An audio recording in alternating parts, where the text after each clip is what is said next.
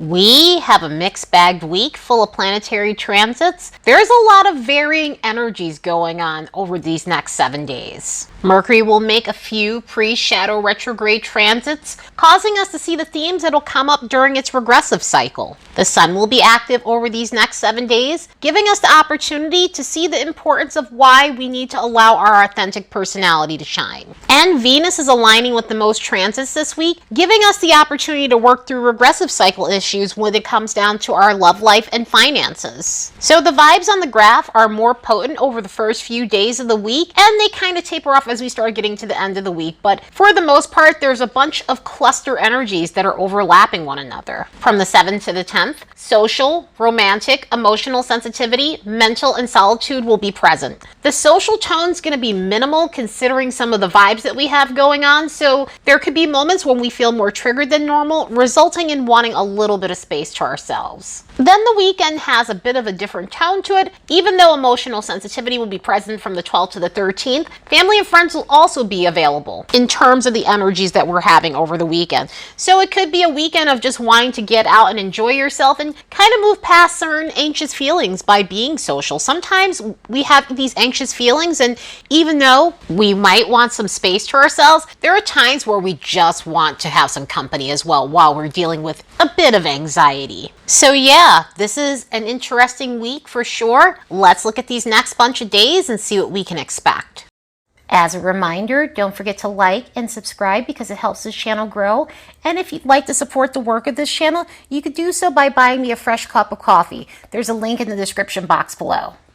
On Monday, the Sun's making a square with Jupiter, which could give us the need to pump ourselves up. And what I mean by pump ourselves up is, I mean inflating our egos, finding ways to get as much validation as possible, and overall walking through the day with a bunch of self-assurance. Now, having some of those qualities isn't a bad thing. We need to be confident. We need to be self-assured. However, with the Sun and Jupiter in a hard alignment, it tends to inflate that, and it tends to bring on this feeling of unjustified confidence. In other words, people could be acting more braggadocious than normal. There's a tendency to want to one-up other people to make yourself look better, and this is what I meant by pumping ourselves up. An alignment like this could be about taking the attention off of other people so that way you're getting all the guts and glory, one-upping other people to make it seem like you know more than they do, or are cooler than they are because you know about this thing or you can do this thing. But overall, it's a very showboaty energy. It's a very, I need to do the most in order to get everyone's attention so that way I feel validated sort of energy. Also with something like this too, you want to make sure you're not over-promising something because you're feeling confident that you can get it done and then you're not able to deliver later because it has that sort of tone as well. So it's something to be aware of in this energy. Also, we could feel overly adventurous in this energy, which being adventurous, there's nothing wrong with that, but this is also one of those energies where you're feeling very confident in yourself and you may take more risk than you normally would take, and it could result in something that backfires. So another thing to be aware about in this energy. By the time we get to Tuesday, we have a Mercury pre-shadow retrograde transit that can contribute to having demanding interactions with others. Mercury's going to be in a sesquiquadrate with Pluto, and an alignment like this could create situations and scenarios where we're dealing with demanding people, when we're having conversations that are somewhat of a power struggle. So we could be dealing with people who are trying to dominate the whole conversation or talking over other people. So it could be a day of dealing with those who come on too strong and really need to get their way in a conversation, and so that no one else is getting a word in edgewise. And sometimes with an alignment like this, it's not necessarily that someone's being pushy, but they're talking about something in a way that's inappropriate. An alignment like this tends to bring out some situations where we hear things that we don't want to hear. Pluto has a way of unearthing things, and so sometimes this could be gossip, sometimes this could be other people's business. Other times it could be inappropriate conversations, like topics that we generally don't talk about, like taboo-ish type of topics tend to come up in an energy like this. Also, even if it isn't something taboo-ish, it just may be a topic that you're just not interested in discussing. And sometimes those types of topics could be things like politics and blah, blah, blah, blah, blah. So it could be a very uncomfortable energy for that reason. And because of this type of energy, it could be a day about discovering truths that you're not ready to hear about. So this is just something to be aware of. And this alignment will come back up a couple more times. During the retrograde period, around September 6th, this alignment will appear again. And then around the post shadow on September 23rd, this alignment will make its way around again. And the fact that this transit is happening the same day as a Venus retrograde alignment is something to really pay attention to, because this is going to kind of come back around within days of each other as both planets are in post shadow. Venus is going to make a square with Uranus. We've already experienced this transit back on July 2nd. So this is our second round of it now that we're inside the regression motion of this planet. On top of that, Uranus is about to go into retrograde this month as well here, so this will come up alongside of Uranus retrograde also. But an alignment like this tends to make us aware of where we might be restricted. The problem with this is we have to wait in order to make the changes that we need to make, because otherwise with something like this, there can be upheaval. In other words, we may have the urge to bust out of a stale situation regarding our love life and our career situations, our financial situations,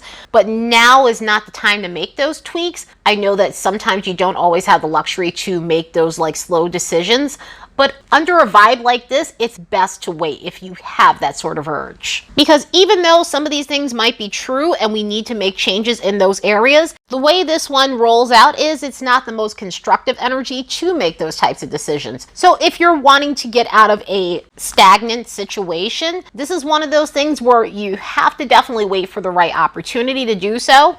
Otherwise, it won't go in your favor. Otherwise, it will go in a way that's very unconstructive. So with both scenarios, whether it be job, whether it be relationship situations, make sure you have a proper exit strategy before proceeding. Also with an energy like this, because we're in a Venus retrograde, and even without a Venus retrograde, Venus square Uranus is one of those alignments where you don't want to make any alterations to your appearance. So anything to do with hair, clothing, things like that. We might have the impulse to change things up because of this sort of energy, but it's not best to do anything that you don't normally do in terms of your skincare, in terms of your hair, in terms of your wardrobe, until after this alignment passes and after the Venus retrograde is done. So it is one of those transits where we definitely need to sit there with our hands neatly folded and wait for these impulses to pass. And especially with that Mercury Pluto situation going on that same day, that pre-shadow situation we have occurring, really truly wait until the right moment to make your decisions and choices and ways to get out of these situations when you have a nice backup plan for yourself. At least by the time we get to the 10th, Mercury is making a harmonious alignment with Jupiter, which can help us connect with our higher perspectives.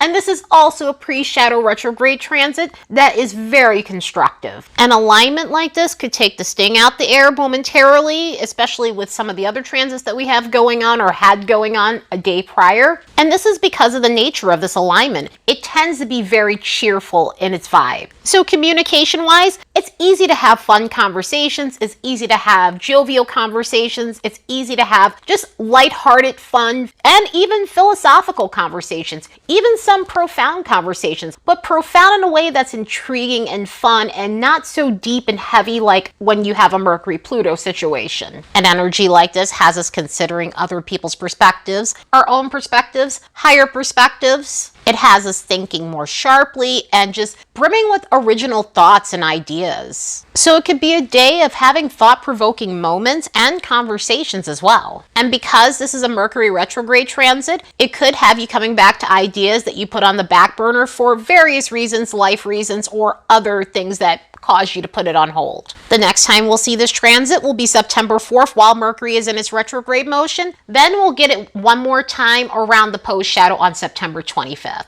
And hopefully the good vibes of that transit carries us through, because the next day Mars is going to make a quincunx with Chiron, and this could be an area that we're having to focus on in terms of our temperament. In other words, this alignment can show us where we might need an attitude adjustment in some sort of way.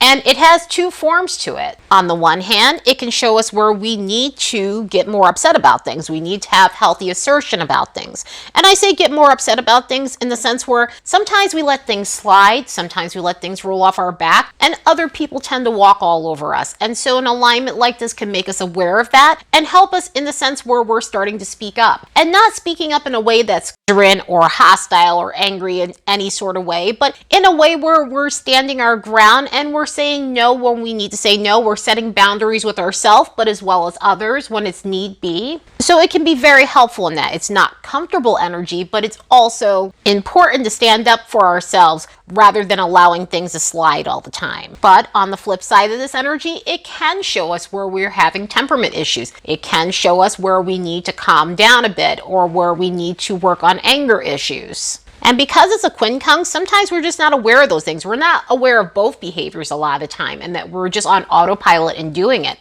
And so an alignment like this could give us the opportunity to work on our temper so that way we're not lashing out or we're not doing things that can blow up in our face in terms of our attitude. As we get to the weekend, things calm down a bit. There's one transit that's a little edgy, but for the most part, everything's harmonious. This week happens to be something of a split where we're having a little bit of mixed bag transits in the beginning. I mean, mostly harsh transits in the beginning, but as we get to the weekend, we're having mostly harmonious transits, which is going to be really helpful in terms of healing things to do with our ego, finances, and relationship situations. We've got an interesting combo going on from the 12th to the 13th. The sun's going to make a trine with Chiron. Venus is going to make a trine with Chiron, while Venus and the sun are conjunct with one another. So this sun-Venus conjunction hasn't happened since October of 2022. It's not one of those alignments we get very frequently, and so having it in this form is really nice. It's also known as a special conjunction called a cazimi,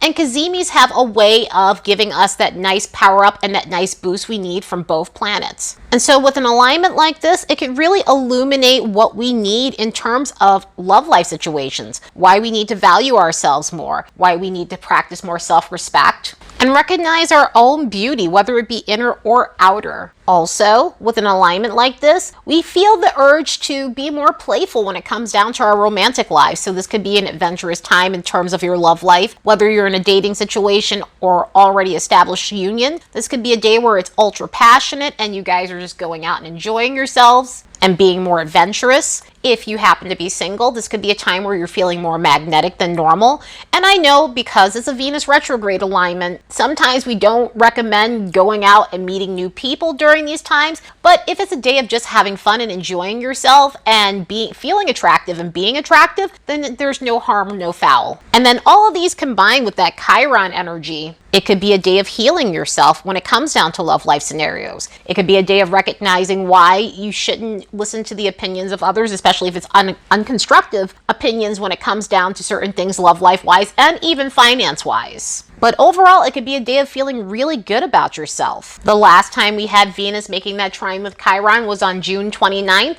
and we're going to get this once more on September 23rd. The conjunction with the sun isn't going to happen for a while. We won't see another one of those for another year or so. So revel in this energy because it's lovely. We also have one more Venus alignment going on the 13th that can feel edgy, but with these good vibes, it may bring it down a notch. So with Venus making this semisextile to Mars, it may bring out the dramatic side in relationships. As I was saying before, the weekend has a nice adventurous tone to it. There is some edge with some of this Mars stuff with Venus, but at the same time, we could feel ultra passionate and want to experience this in terms of bedroom antics or do something daring and bold when it comes down to our love lives overall. But we need to be aware of the enunciated edgy tone that this does bring in. So on the edgy side of things, it could be a time of overanalyzing things in an unconstructive relationship, an unhealthy relationship. There may be some moments where there's possessiveness going on, there's petty fights going on, and also just a lot of immaturity that's going on because of an alignment like this.